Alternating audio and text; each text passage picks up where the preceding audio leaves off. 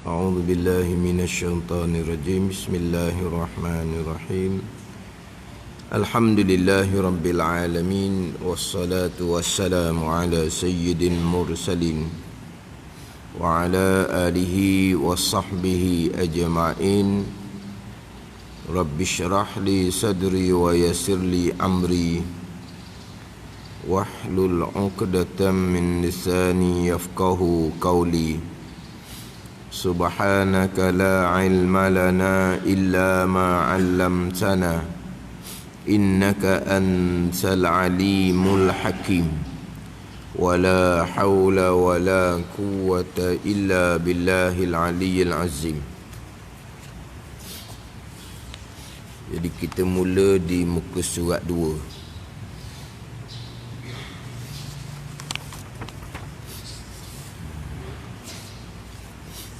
Qala al-muallif rahimahullahu ta'ala wa nafa'ana bi'ulumihi amin.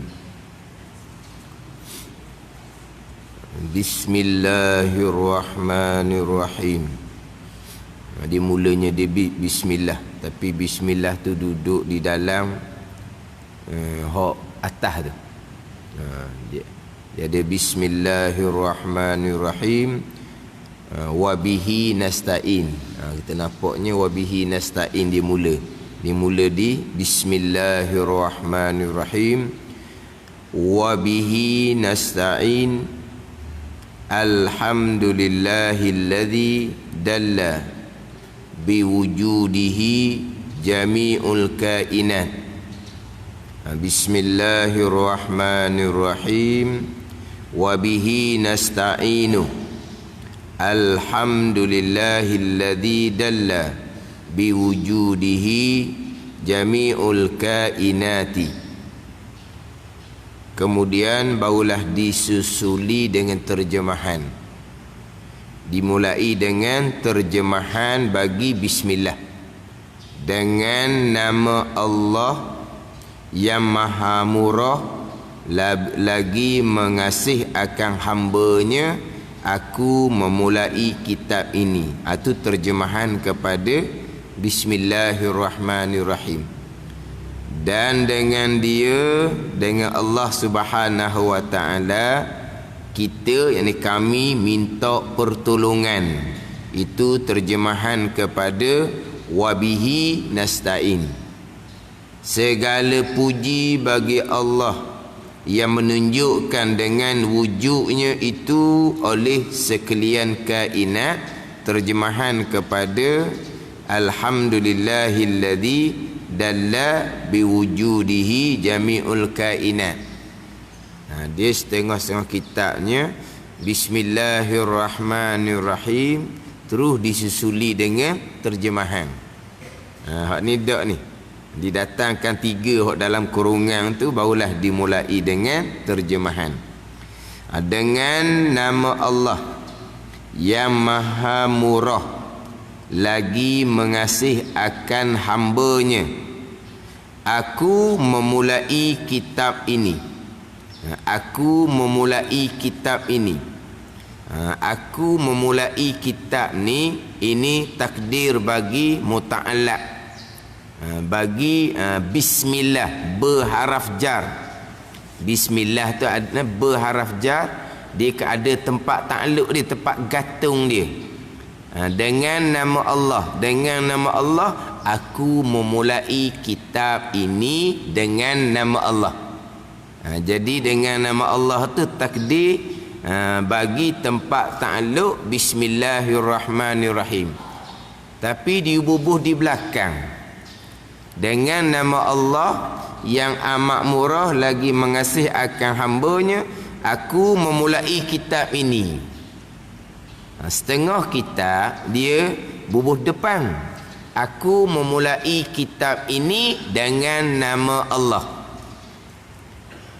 Dia takdirkan muta'allaq, tepat gantung bismillah dengan nama Allah ni. Bubuh depan pun boleh, bubuh di belakang pun boleh. Muta'allaq duduk depan boleh, muta'allaq duduk mutaakhir pun boleh. Pada ni depan pun boleh. Aku memulai kitab ini dengan nama Allah, ataupun aku dengan nama Allah aku memulai kitab ini. Tapi hak aula, hak comelnya hak macam dalam kitab ni. Bubuh muta'allaq tepat gantung dengan nama Allah tu bubuh kemudian. Bubuhnya kemudian.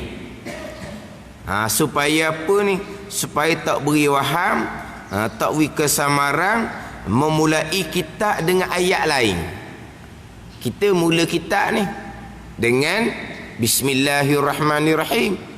Tiba-tiba memulai kitab dengan aku memulai kitab ini dengan nama Allah. Jadi ada hal lain depan. Jadi kita nak kitab ni memulai dengan Bismillahirrahmanirrahim. Terjemah tu dulu. Dengan nama Allah yang amat murah lagi mengasihani akan hambanya, barulah aku memulai kitab ini. Satu lagi pula, kalaulah muta'allaq tu hubung belakang, dia bawa pada hasar. Mana apa ni? Dengan nama Allah jualah aku memulai kitab ini. Pada ni. Dok, kalau kadang-kadang kitab Jawi, kita jumpa kitab aku memulai kitab ini tu, ia boleh awal. Kan kita kan, kalau bahasa Melayu kita, dengan nama Allah aku memulai kitab ini, macam terbalik tu. Dan memang terbalik. Tapi bahasa Melayu terbalik seumpama tu, kalau buat karangan sekolah memang kena pakah lah. Tapi bahasa Arab terbalik seumpama tu ada faedah dia, ada guna dia. Macam kita baca Fatihah tu, iyyaka na'budu wa iyyaka nasta'in. Akan dikau ya Allah kami sembah. Tak terbalik. Kami sembah akan dikau ya Allah.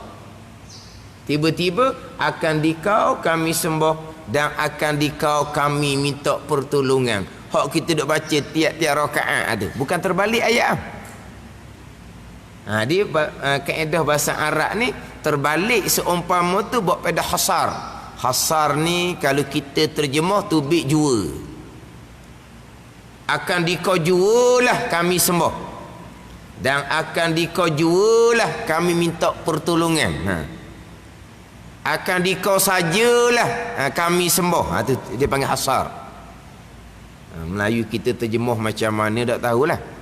Tak ada hasar. Macam dia hasar ni banyak-banyak lah. Ni kaedah yang bawa pada hasar ni banyak. Macam nafi isbat tu nah. Nafi kemudian isbat. La ilaha illallah. Nafi dulu. Tiada Tuhan melainkan Allah. Nafi dulu. Kalau dok kok bermula Allah ialah Tuhan. Oh ya. Ni dak ni. Nafi dulu. Tolak dulu tiada Tuhan melainkan Allah. Barulah nak isbat balik, nak letak balik. Apa maksudnya? Maksudnya Allah jua Tuhan. Allah je Tuhan. Itu hasar dia panggil. Ada ni. Di bahasa Arab ada kaedah seumpama tu. Kita bahasa Melayu mai duk terbalik gitu kok. Jadi dak kena ayat ah. Dengan nama Allah aku memulai kitab ini. Aku memulai kitab ini dengan nama Allah. Boleh. Bukan tak boleh. Takdirkan muta'allaq bagi haraf jar bismillah tu hubung depan boleh. Tapi yang aula macam dalam kitab ni, muta'allaq tu belakang, satunya supaya dimulai kitab ni dengan bismillah. Terjemahannya dengan nama Allah, kemudian barulah bubuh di hujung aku memulai kitab ini. Setengah kitab dia bubuh depan, kemudian dia eja tu, dia eja. Ni molek ejaan ni, aku memulai kitab ini. Setengah kitabnya bubuh depan dosa. Aku tinggal ku je. Bukan ku. Aku tu akulah. Bukan ku hok teku tu bukan ni. Aku jadi ku mulai. Ku pula bukan kaf waw, kaf suti. Kita ku kaf waw dah ni. Sini aku alif kaf waw. Ejaan ni moden dah ni. Ku kaf suti, lepas tu mulai. Dah lah kaf tu suti. Kaf tu disambung pula dengan mim hok mulai. Kaf mim lam alif ya. Orang pernah masuk FB, dia tulis kaf mim lam alif ya. Dia suruh orang baca warna. Tak kena nak baca warna tu. Kaf mim lam alif ya. Kamlai tanya orang alik siang no? Apa makna kamlai? Kaf suti aku. Dia ialah aku dengan mulai ni perkataan lain-lain bukan? Betul? Aku satu perkataan lain, mulai satu perkataan yang lain. Macam ada kitab kita ni, aku senggang sikit dengan mulai, senggang lagi dengan kitab, kemudian senggang dengan ini, dia perkataan lain-lain. Aku dengan mulai perkataan lain, dia capur. Itu dalam kitab Hidayatus Salikin. Dia banyak seumpama tu dalam kitab Hidayatus Salikin. Dia memang sambung. Kalau ku kemudian depan tu dia akan sambung. Dalam kitab Hidayatus Salikin. Hidayatus Salikin tu hak lebih lama. Adapun kitab Bidayatul Hidayah ni, kalau kira-kira lama Bidayatul Hidayah daripada Hidayatus Salikin. Sebab Hidayatus Salikin, Syekh Abdul Samad Al-Falimbani tu anak murid. Pengarang kitab Bidayatul Hidayah, guru kepada Syekh Abdul Samad Al-Falimbani, guru kepada Syekh Daud Al-Fatani. Hak Syekh Muhammad Zain ni, pengarang kitab Bidayatul Hidayah, guru kepada Syekh Abdul Samad, guru kepada Syekh Daud Al-Fatani. Sebab Syekh Abdul Samad, Syekh Daud Al-Fatani apa? Seperguruan panggil. Panggil seperguruan. Jadi maknanya lama kitab Bidayatul Hidayah lah. Sebab kitab Jawi sifat 20 Bidayatul Hidayah ni, kalau kira-kira hak paling tua, hak paling lama lah, hak ada dalam pasaran yang diguna pakai, hak paling tua. Sebab kitab-kitab terdahulu dia tulisan tangan.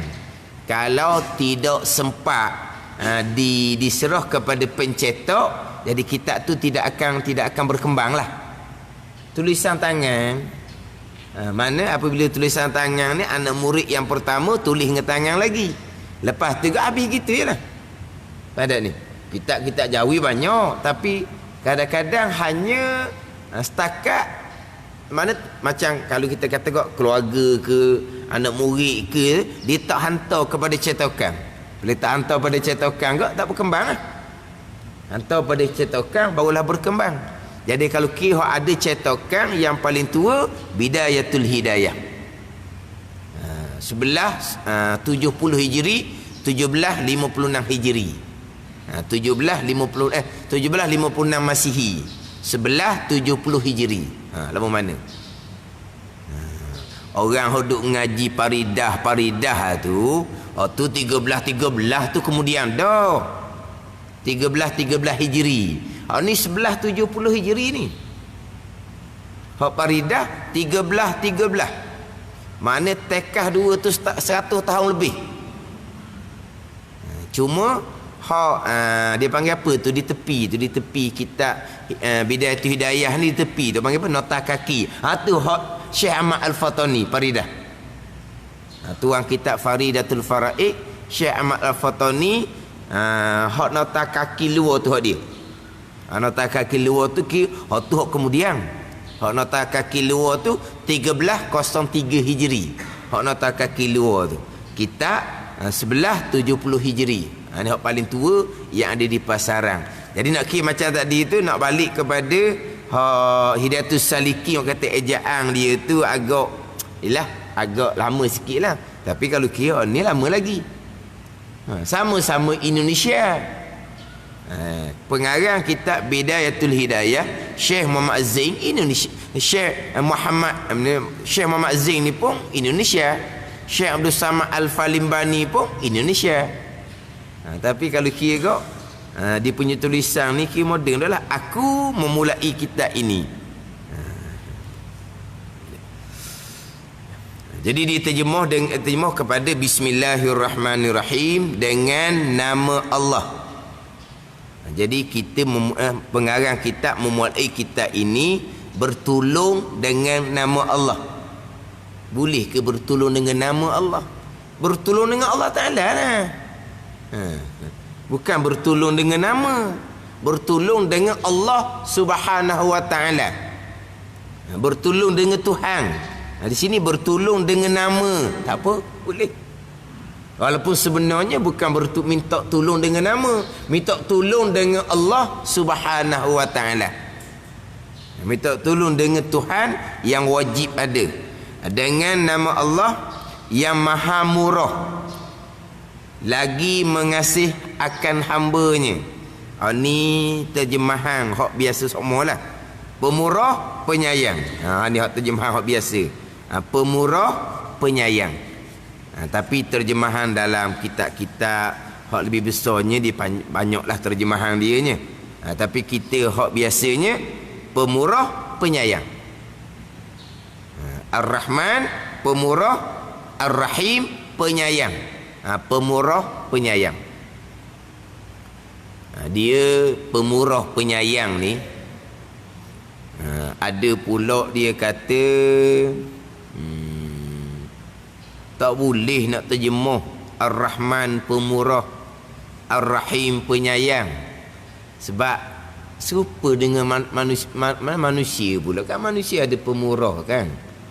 Kan manusia ada penyayang kan. Tak penyayang, ibu yang penyayang. Lepas tu nak terjemah macam mana? Ar-Rahman, Ar-Rahman. Itu bukan terjemah kata. Ar-Rahman terjemahkan dengan Ar-Rahman. Ar-Rahman terjemah dengan Ar-Rahman, tak panggil terjemah. Sebab terjemah ni balik bahasa. Ar-Rahman terjemahnya Ar-Rahman. Sebut terjemah salah dah. Sebab terjemah ni balik bahasa. Pemurah, penyayang, jadi menyamakan Allah dengan manusia pulaknya. Dia sama pada sebutan, tak salah. Kan ada ni? Hakiki sama ke tak? Ada. Pemurah Allah hak dia belaka. Pemurah manusia bukan hak dia pun, hak Allah Ta'ala, bukan hak manusia. Penyayang Allah memasukkan hamba yang beriman ke dalam syurga. Penyayang ibu adakah boleh memasukkan anak ke dalam syurga? Tak boleh. Yelah macam Allah ada, kita ada. Allah kekal, syurga neraka kekal. Sama? Tak. Allah ada yang wajib. Kita ada yang harus diadakan oleh Allah Subhanahu Wa Ta'ala. Allah kekal zati sifat Allah. Syurga neraka kekal, bukan sifat zati bagi syurga neraka kekal tu. Allah yang buat kekal. Bukan sifat syurga neraka tu kekal, bukan. Allah yang mengekalkan syurga dan neraka. Adapun kekal Allah, sifat dia lah kekal tu. Mana bunyi je sama, tapi hakikat sama, tak ada salah. Tiba-tiba hak tadi tak boleh terjemah pemurah penyayang, sebab nanti serupa dengan manusia. Sebaliknya pula orang lain ceramah, jangan kata manusia pemurah penyayang. Oh pula dah. Bubuh di Allah je pemurah penyayang. Bubuh di manusia je pemurah penyayang, syirik lalu dah. Pula dah. Dia macam-macam pesen.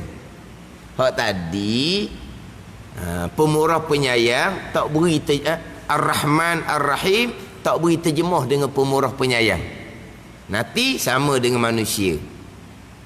Satu golongan pula tak apalah terjemah pemurah penyayang, tetapi pemurah penyayang tak boleh letak dah kepada manusia. Tak boleh tahu. Sebab apa? Mensyirikkan Allah dengan manusia. Allah je pemurah penyayang. Kalau kata pak mak pemurah, kalau kata ibu penyayang, syirik. Kalau kata pak mak kaya, syirik. Sebab Al-Ghani adalah Allah Ta'ala yang maha kaya. Oh, pasal itu. Hak ceramah pesen ni ada di sekitar kita ni. Dekat-dekat je kawasan ni. Dekat-dekat je kawasan ni. Hak ceramahnya orang puan. Orang ikutnya orang perempuan. Tapi hak ceramah tu bukan berlatar belakang pengajian agama. Noh belajar mereka noh. Tiba-tiba dia kata guru di situlah, guru di sinilah, guru di situ sini. Pejabat agama telefon, belajar dengan siapa? Saya belajar dengan Allah pukul 3 pagi. Marah dia jawab gitu. Dia tak tahu jabat agama telefon. Belajar dengan Allah pukul 3 pagi. Ni apa yang gini ni. Ibu penyayang, pok mak kaya, pok mak pemurah. Tak sedar tu hari-hari syiriknya. Apa? Menyamakan manusia dengan Allah. Pemurah Allah je, penyayang Allah je, kaya pun Allah je. Apa pergi letak pada manusia? Syirik itu. Ada. Ni hak karut belaka ni. Hak karut belaka. Tapi yang peliknya kita duduk turut dia bukan latar belakang pengajian agama. Lepas tu dia mengakulah dia tu guru di situlah, guru di sinilah. Tapi hak jabat agama telefon tu baru ni guru dia berguru dengan Allah pukul 3 pagi. Kena beringat tu. Mudah-mudah mensyirikkan orang. Mudah mensyirik, mengkafirkan orang. Ramai duduk pok mak kaya, pok mak pemurah, ibu penyayang. Hak Tuhan tu apa bubuh di manusia. Ada. Sebut je. Allah bersifat dengan sifat kudrah. Kita pun bersifat dengan sifat kudrah juga. Kudrah Allah, kudrah qadim. Kudrah kita, kudrah hadis. Kudrah yang baru. Kudrah Allah menjadikan segala-gala. Kudrah kita tak bekas sama sekali. Gitu je lah. Kan kita ahli sunnah wal jamaah kan. Kita ada kudrah. Kudrah kita panggil tenaga tu nah. Kita ada kudrah. Dan Allah bersifat dengan sifat kudrah.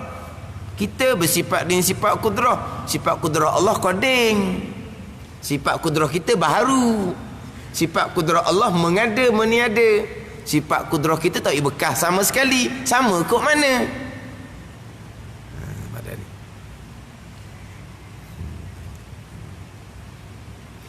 Jadi kalau kata Pak Mak pemurah pun hak siapa? Dia pemurah harta, hak Allah. Pemurah tenaga, hak Allah. Ada dia. Kemudian terjemah Ar-Rahman pemurah, terjemah Ar-Rahim penyayang. Dia pemurah ni dia umum, meratai kepada sekalian. Adapun mengasihani kasih sayang hanyalah kepada hambanya yang mukmin di hari akhirat. Ada kena gitu. Pemurah Allah akan sini dia masuk dua-dua ni. Yang maha murah lagi mengasih. Maha murah mengasih ni akan hambanya, tanazuk situ. Pemurah akan hambanya, mengasih akan hambanya. Tapi bezanya murah akan hambanya umum. Sama ada hamba tu mukmin, sama ada hamba tu tidak mukmin, sama ada hamba tu soleh, sama ada hamba tu tak soleh. Adapun mengasih Allah akan hambanya, hamba yang mukmin jua. Di hari akhirat nyatalah kasih sayang Allah dengan Allah memisahkan orang mukmin ke syurga, orang kafir ke neraka. Nyatalah rahim kasih sayang Allah Subhanahu wa taala. Tapi pemurah kepada sekalian. Makna Ar-Rahman dia umum, meratai pemurah Allah kepada sekalian. Ar-Rahim penyayang, kasih sayang Allah khusus hanya kepada hamba yang mukmin jua di hari akhirat. Lepas tu biasa dalam kitab dia lebih panjang sikit lah, ni dia pendek ni, dia terjemah dengan nama Allah yang maha pemurah akan sekalian hambanya, yang maha penyayang akan hambanya yang mukmin di hari akhirat. Tu sama kitab. Dia terjemah tu agak panjang sikit, dia jelaskan. Pemurah akan sekalian hamba Allah, mukmin ataupun kafir. Mengasihani hanya kepada hamba yang mukmin di hari akhirah. Tu biasa hak terjemahan yang lebih panjang. Dia makna Ar-Rahman umum, makna Ar-Rahim khas. Umum ni pemurah akan sekalian, tu umum, meratai. Penyayang khas, khusus hanya kepada hamba yang mukmin jua. Tetapi asma Ar-Rahman, nama Allah Ar-Rahman ni boleh letak kepada manusia tanpa bubuh abdu. Dah. Terbalik. Ar-Rahman makna dia mengasihi, pemurah akan sekalian, umum. Tapi lafaz Rahman, nama Rahman khas hanya boleh letak kepada Allah Subhanahu wa taala je. Letak kepada manusia Abdur Rahman. Bubuh Rahman saja haram, tak boleh. Kena bubuh Abdur Rahman. Adapun Rahim, makna dia tu khas. Mana apa? Mengasihani hanya akan hamba yang mukmin jua di dalam akhirat. Tapi asma nama Rahim ni umum. Letak kepada orang Taubat Abdu pun tak salah. Nama dia Rahim bin Abdullah, boleh. Tapi disunatkan kita bubuh Abdur Rahim. Tapi kalau dibubuh Rahim saja, boleh. Rahim saja tu nama Allah. Nama Allah tapi umum.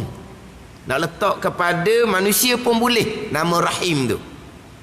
Walaupun tak buat Abdu sekalipun. Tapi hak sunatnya bubuh Abdur Rahim.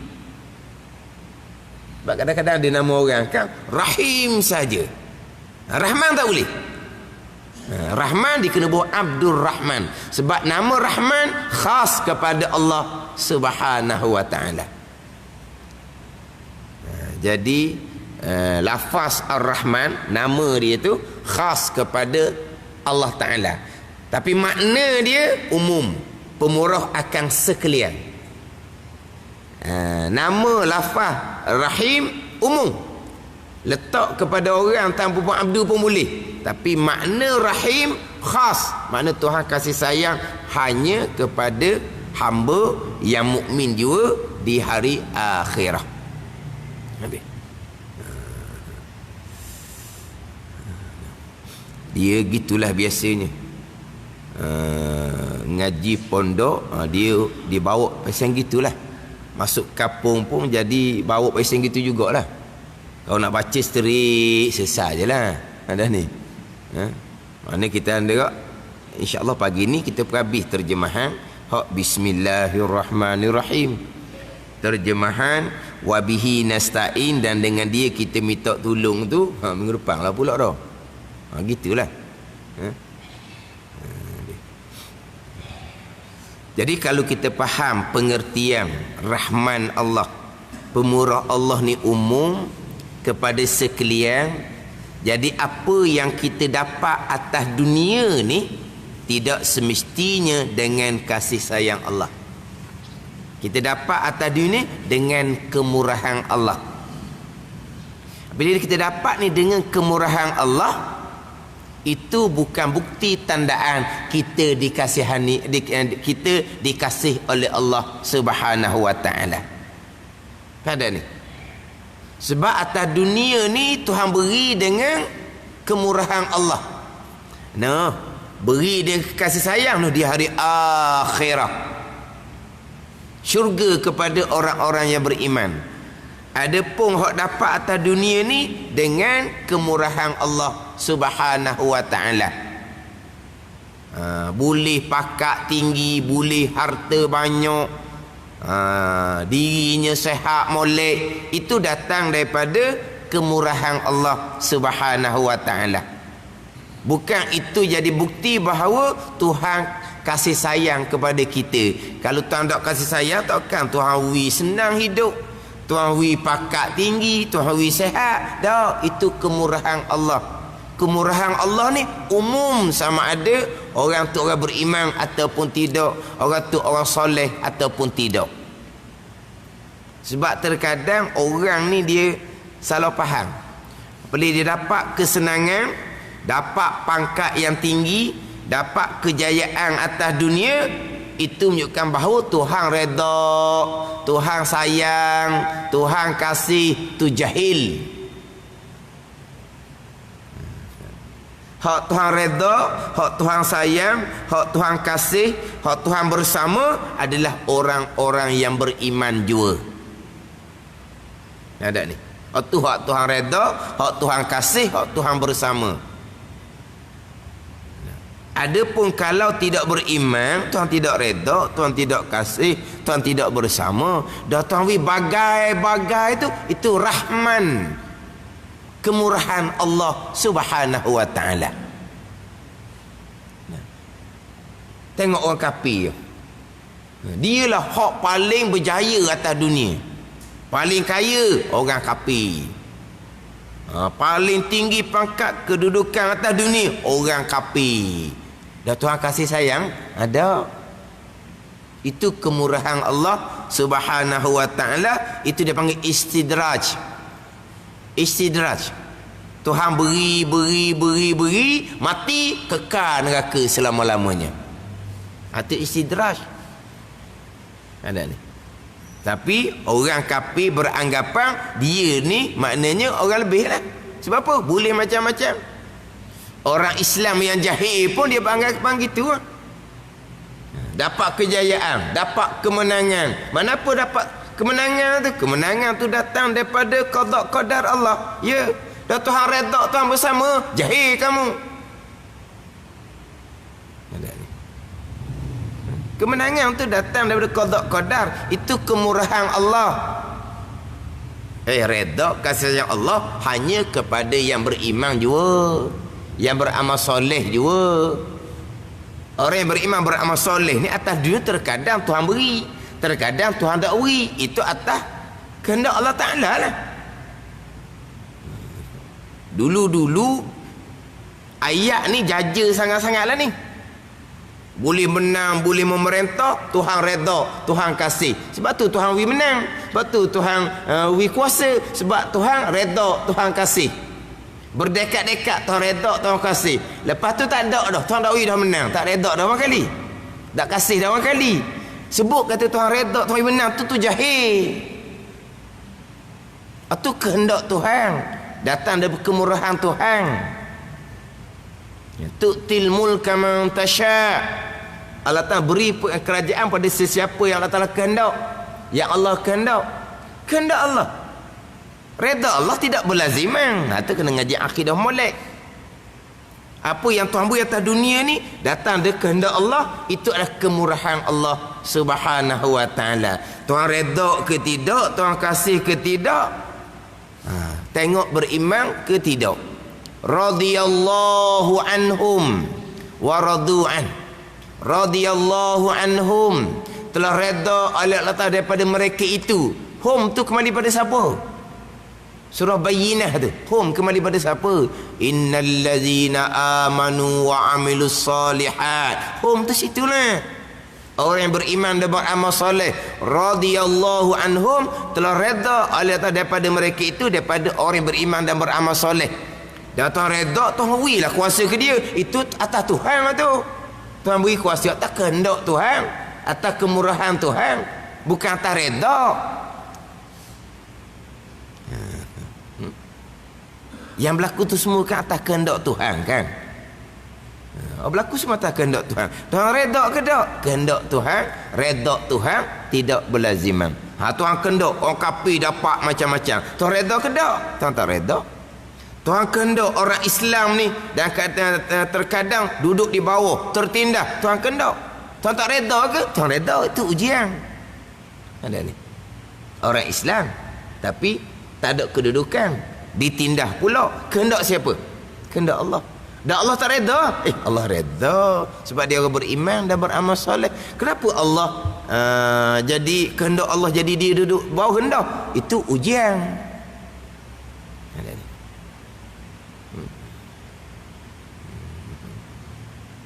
Timbul pula hak baru pula duk atas. Tuhan redha pula dianya pula. Sama-sama jahil. 2 kali 5, 5 kali 2.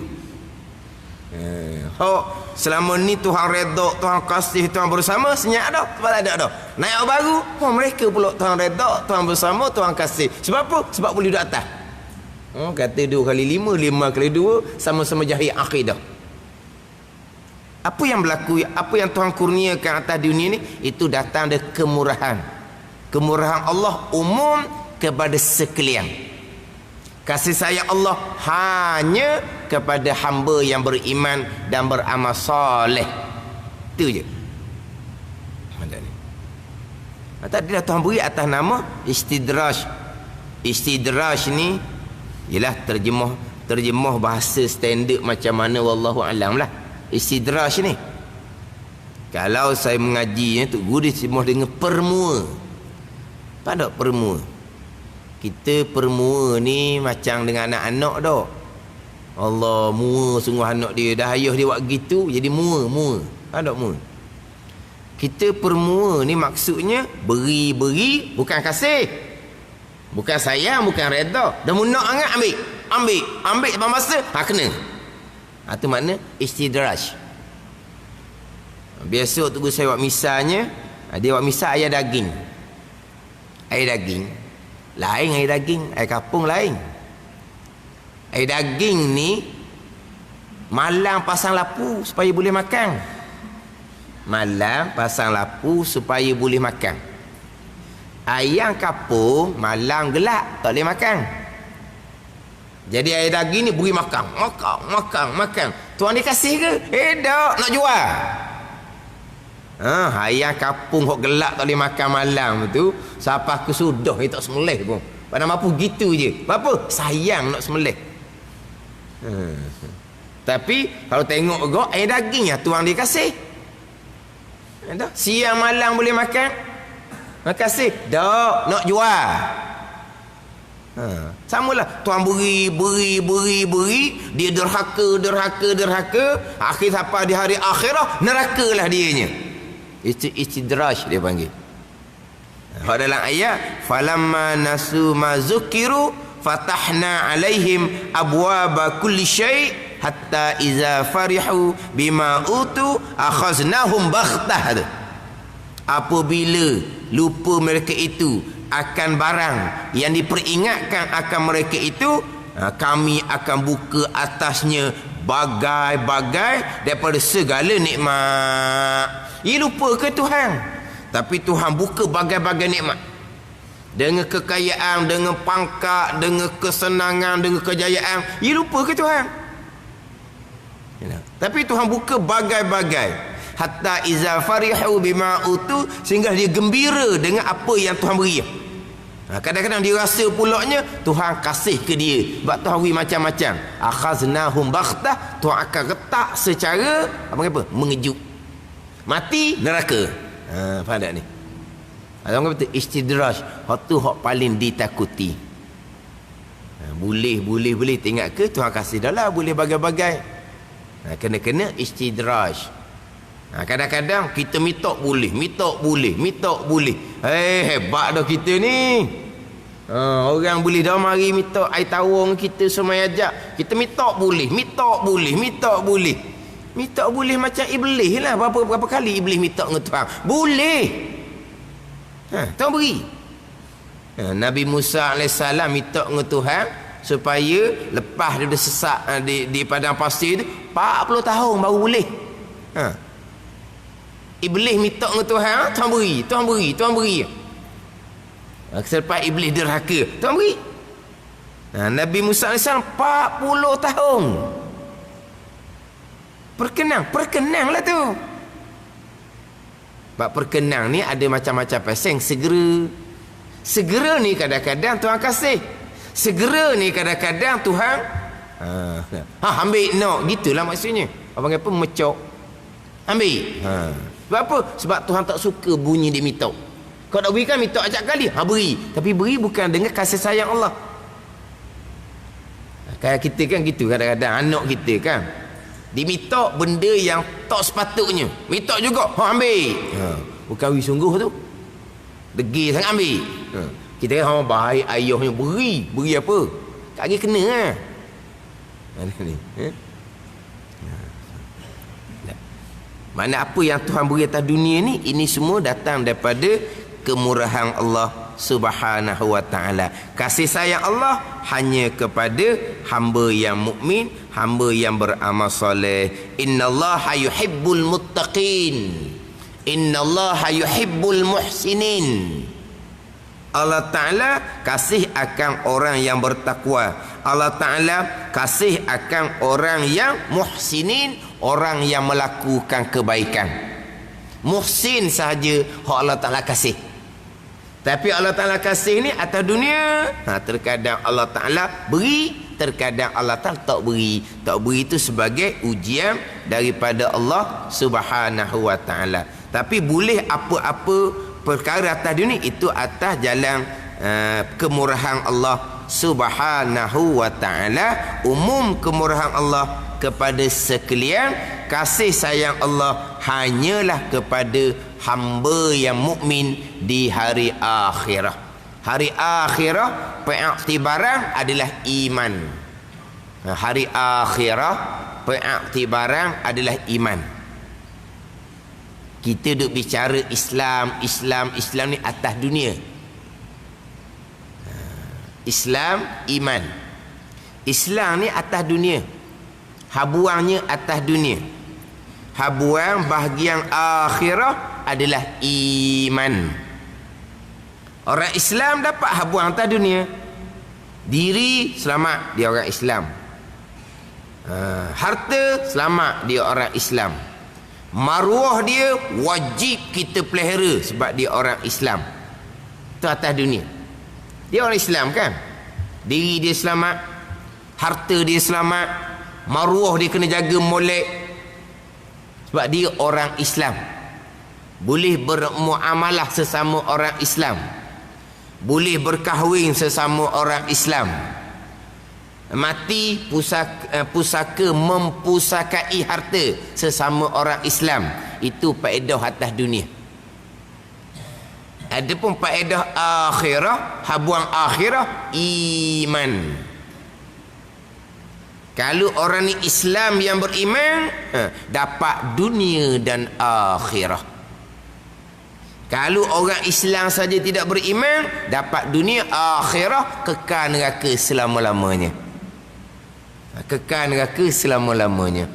Kalau hanya Islam tetapi tidak beriman. Sebab antara Islam dengan iman, dia tidak berlaziman. Tidak semestinya orang Islam tu beriman. Mana orang Islam yang tidak beriman? Kita maklumlah munafik. Orang munafik, orang Islam hukum atas dunia. Matinya Abdullah bin Ubay, jenazahnya dimandi, dikafan, disembahyangkan, bahkan dikafan dengan jubah Nabi sallallahu alaihi wasallam atas dunia. Tapi akhirah neraka hawiyah, neraka yang kekal, neraka lapis bawah sekali. Atas dunia sampai peringkat dikafankan dengan jubah Nabi. Itu orang Islam yang tidak beriman.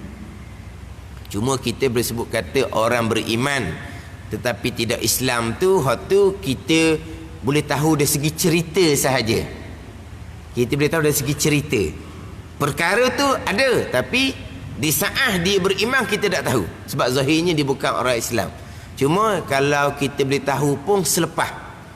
Ini sebagai contoh, kita biasa dengar dan di Aikim dia ada satu selok tu, selok macam mu'allaf lah.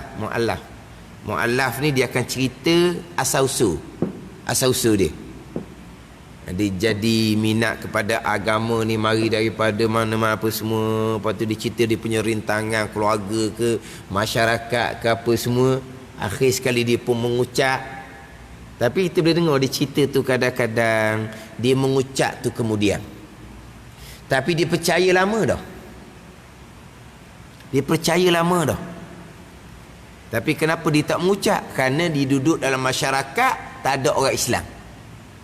Ni biasa hak ni hak Sabah Sarawak tu lah. Keluarga dia bukan kafir biasa ni. Kafir Kalau gereja kok, gereja hok pakak lah maknanya keluarga dia ni. Cerita tu lah.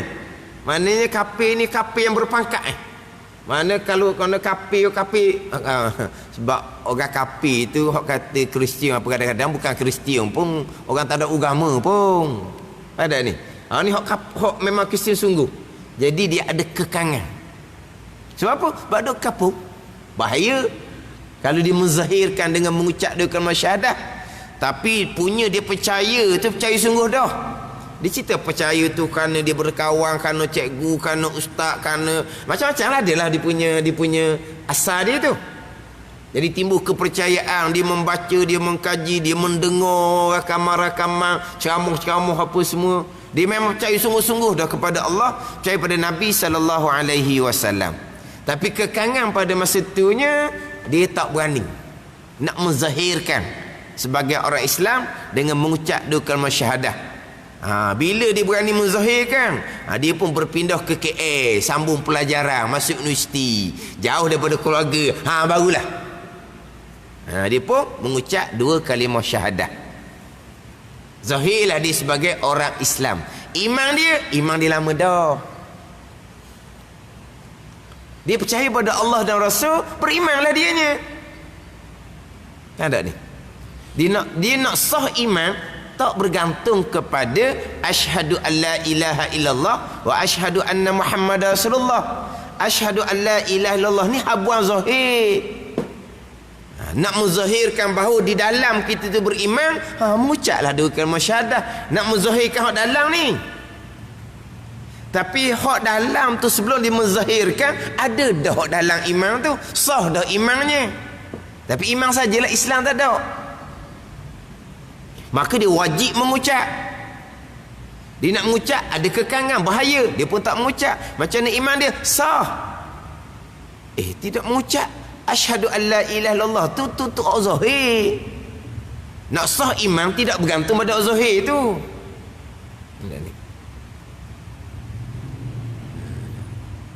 Tapi zahirnya dia orang kafir. Di sisi Allah dia orang beriman. Hukum atas dunia dia orang kafir. Kalau dia mati masa tu kafir. Tak ada orang tahu dia beriman. Iman duduk dalam. Nak tahu dia kena ucap. Dah dia tak berani nak ucap. Tak zahirlah iman dia kepada orang, kepada kita semua tak zahir. Dia mati kafir. Kafir di sisi dunia. Di sisi Allah beriman, ahli syurga.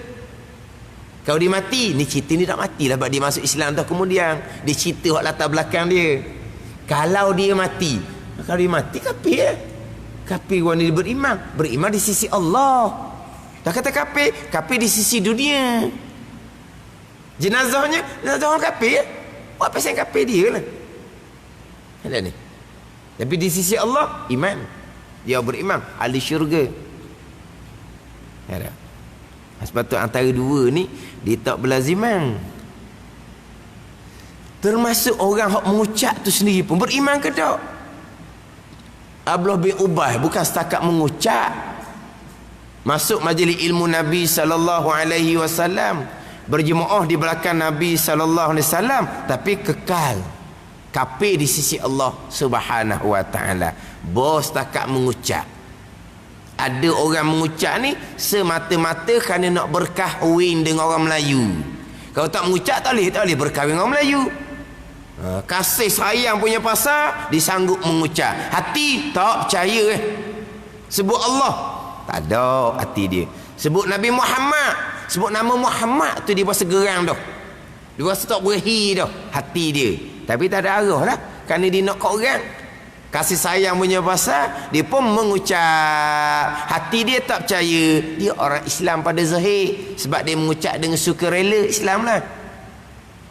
Beriman? Tidak. Kafir di sisi Allah Subhanahu wa taala. Kemudian lepas dia berkahwin, hidup bersama dengan orang Islam, dia pun faham agama, dia pun faham. Akhirnya pun percaya, beriman di sisi Allah Subhanahu wa taala. Islam awal lagi dah. Tapi masa dia mengucap tu dalam ada. Dia hang apa? Berpura-pura kerana nak berkahwin. Tapi lepas berkahwin tu dia duduk dalam keluarga hok molek, keluarga Islam hok molek. Mana dia pun nampak faham. Oh, Islam. Dia pun akhirnya beriman dengan Allah dan Rasul. Barulah dihukumkan dia beriman di sisi Allah. Tapi bab iman ni masing-masing dengan Allah Subhanahu wa taala. Itu jelah. Tapi imanlah perhitungan akhirah. Barzah perhitungannya iman. Di dunia ni khatimah, kesudahan. Dikira kepada iman. Husnul khatimah, baik kesudahan. Baik kesudahan ni al-maut alal iman, itu baik kesudahan. Kita pakai hukum zahir. Mati hari Jumaat, malam Jumaat, mati dalam keadaan pakaian sembahyang, mati dalam sembahyang, mati tanah haram Mekah Madinah. Zahirnya dia orang baik, mudah-mudahan dia baik. Baik kesudahan iman masing-masing.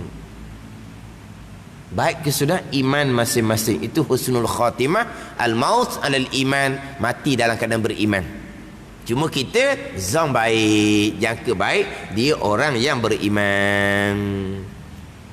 Ni kadang-kadang kita ni kalau mati uduh sikit lah, mati dalam jambang.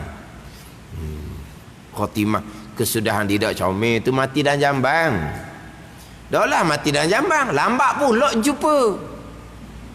Maksud tak khabar tu kan, berapa hari duduk dalam tu? Sebab apa? Keluarga dia tak tahu, dia tak ada. Rumah banyak. Kalau rumah suti tak balik, carilah. Dah rumah 2-3 hotel, bini ramai. Akhirnya hak nu tak balik giliran dia. Hak nu pula tak balik sebab bukan giliran dia. Hak giliran ni pula tak balik pada giliran dia. Pada kawan tu mati dah. Tu. Mati mana? Mati dah jambang. Jumpa pula lambat. Ni orang tak baik. Jangan. Ada ni. Dia accident. Mana nazak. Orang pun dia aja mengucap la ilaha illallah.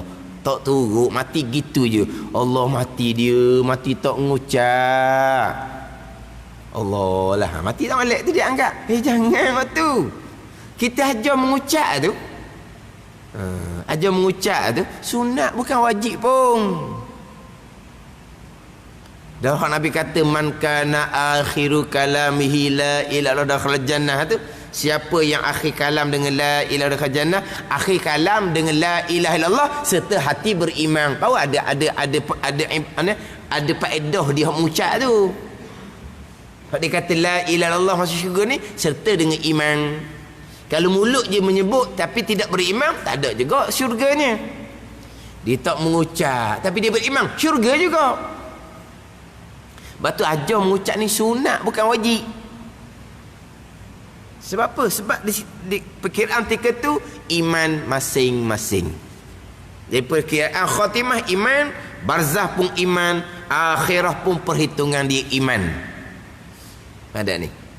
Tapi iman kita ni dia ada iman yang kuat, ada iman yang tak kuat, ada iman yang tebal, ada iman yang nipis. Itu bergantung kepada ihsan amal ibadah kita kepada Allah Subhanahu wa taala. Sebab kalau iman ni lemah kerana tidak ada ihsan, tidak ada pengabdian diri kita kepada Allah, dibimbangi dekat nak mati, fitnah hak besar, fitnah dekat nak mati, syaitan mai goda sungguh-sungguh. Sebab di situ adalah kemuncak dia. Sebab khatimah tu kemuncak dia. Kalau syaitan tu berjaya, berjayalah dia.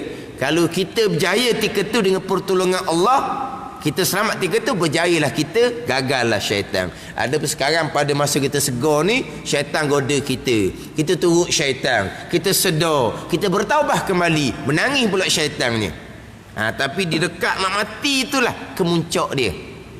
Batu dekat nak mati ni syaitan akan kumung seumpama semut kumung manisan. Tika tu. Jadi tika tu bergantung pada kekuatan iman masing-masing. Iman ni bergantung kepada amal ibadah serta pertolongan dan perlindungan daripada Allah Subhanahu wa taala. Tapi nak ceritanya iman. Itu perkiraan khatimah, perkiraan barzah, dan iman perkiraan akhirah. kasih sayang Allah hanyalah kepada hamba yang beriman di hari akhirat dengan dimasukkan beriman ke dalam syurga. Dengan nama Allah yang Maha Murah, lebih masih akan hambanya. Aku, mana Syekh Muhammad Zain, Syekh Muhammad Zain. Nah, kadang-kadang nama tuan kitab pun tukar semua. Syekh Muhammad Zain, aku ni memulai kitab ini, memulai kitab Bidayatul Hidayah, terjemahan kepada Bismillahirrahmanirrahim. Dan dengan dia, dengan Allah, kita, yakni kami minta pertolongan. Ni terbalik belaka ni. Dengan dia, dengan Allah, kita minta pertolongan. Terbalik lah. Kita minta tolong dengan Allah, bukan dengan Allah kita minta tolong. Terbalik. Terbalik tadilah hasar. Dengan Allah jualah kita minta tolong. Gitulah. Terbalik ni kata nisbah bahasa Melayu kita. Bahasa Arab pun dipanggil terbalik juga, tapi terbalik bahasa Arab ni ada tujuan. Kalau bahasa Melayu buat terbalik, memang kena tak boleh markah lah. Tapi Arab pun dipanggil terbalik juga ni. Tapi terbalik kaedah bahasa Arab ni memang ada tujuan. Bukan kata bahasa Arab tak terbalik gini. Dia sebut dalam kaedah tu taqdimu ma ta'khir yufidul hasra. Dia mendahulukan barang yang sepatut duduk belakang. Dengan dia kita minta tolong. Dengan dia berbelakang lah sepatutnya, apa berdepan. Mana terbalik juga nisbah bahasa Arab, tapi ada guna yufidul hasra, hasar. Dan dengan dia lah, dengan Allah Allah jualah kita minta tolong. Kita tidak minta tolong selain daripada Allah Subhanahu wa ta'ala. Itu pada hakiki dia lah. Hak pada syariatnya, tolong menolong sesama kita adalah sunnah Nabi sallallahu alaihi wasallam. Tapi hakikinya wa iyyaka nasta'in, tu hakiki. Akan dikau jua ya Allah kami minta tolong, tu hak hakiki. Hak asbab ni kita minta tolong sesama kita, itu sunnah Nabi sallallahu alaihi wasallam. Wallahu a'lam. Bismillahirrahmanirrahim. Alhamdulillahirabbil alamin. Wassalatu wassalamu ala sayyidil mursalin wa ala alihi wa sahbihi ajma'in. Allahumma aftah alaina futuhal arifin. Allahumma allimna ilma akdamin wa fahimna famas sabiqin warzuqna ruqat talibin. Allahumma zidna ilma wa alhiqna bis salihin. Wa sallallahu ala sayyidina Muhammadin wa ala alihi wa sahbihi wa sallam. Walhamdulillahi rabbil alamin.